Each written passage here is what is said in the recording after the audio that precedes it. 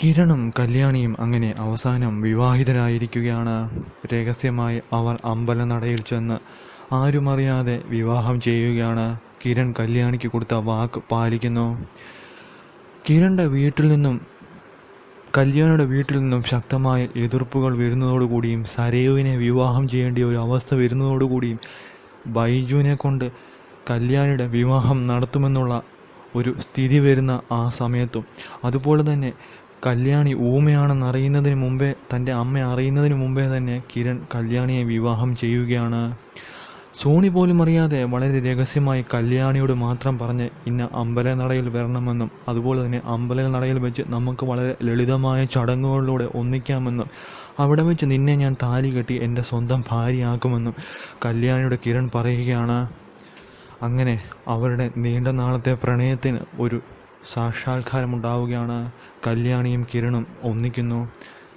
അങ്ങനെ കിരണും കല്യാണിയും ഒന്നിക്കുകയാണ് ചെയ്യുന്നത്. വളരെ രഹസ്യമായാണ് അവർ വിവാഹം നടത്തുന്നത്. കിരണും കല്യാണിയും മാത്രമാണ് അതിനെക്കുറിച്ച് അറിയുന്നത്. അവർ ആരോടും ഈ ഒരു കാര്യം പങ്കുവെക്കുന്നുമില്ല. കല്യാണിയെ രഹസ്യമായി വിവാഹം ചെയ്തുകൊണ്ട് ഇനിയും ഒരിക്കലും മുറിച്ചു മാറ്റാൻ പറ്റാത്ത ബന്ധമായി അത് ഊട്ടിയുറപ്പിക്കുകയാണ് കിരൺ. അതിനുശേഷം കിരണിൻ്റെയും കല്യാണിയുടെയും വീട്ടിലേക്ക് അവർ ചെന്ന് ഈ വിവാഹ കാര്യം പരസ്യമാക്കുന്നു. അങ്ങനെ കിരണും കല്യാണിയും ഒന്നിച്ചെന്ന് രൂപയ്ക്കും എല്ലാവർക്കും ബോധ്യപ്പെടുകയാണ്. കിരണിൻ്റെ ഭാര്യയായിരിക്കുന്നു കല്യാണി. അങ്ങനെ കല്യാണി എന്ന ആ ഊമപ്പെണ്ണിൻ്റെ സ്വപ്നങ്ങൾക്ക് ചിറക് ഏകാനും കൂടെ പിടിക്കാനും കിരൺ കൂടെ വന്നിരിക്കുകയാണ്. അങ്ങനെ അവർ സ്വപ്നം കണ്ടിരുന്ന അവരുടെ ആ വിവാഹ ജീവിതം അങ്ങനെ നടക്കുകയാണ്.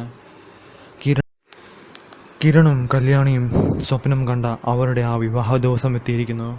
അങ്ങനെ അവർ വിവാഹം ചെയ്യുന്നു.